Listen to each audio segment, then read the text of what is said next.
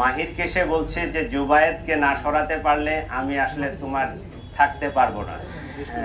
মাহির, আমরা যেটা তদন্তে পাইছি, মাহির কোনো এক সময় ওই বাসায় ওখানে ভাড়া থাকতো।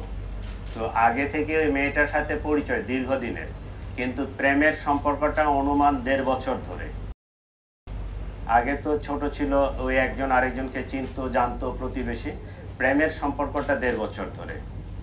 জুবায়েদ 1 বছর ধরে মেয়েটাকে পড়াচ্ছে, সে জগন্নাথ বিশ্ববিদ্যালয়ের ছাত্র।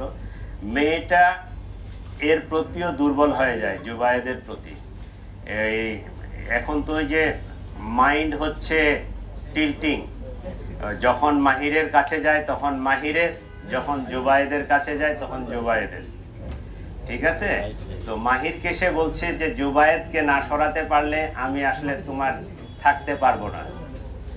এই কথা থেকেই তারা জুবায়েদকে সরাই দেওয়ার পরিকল্পনা করে। আর মারছে মাহির, তাই না? যেটা মারছে এটা মাহির, আর একটাই পোস্ট মারছে। এবং এই আইলান এবং মাহির দুইজনে মিলেই কিনছে, দুইজনেই ওখানে ছিল।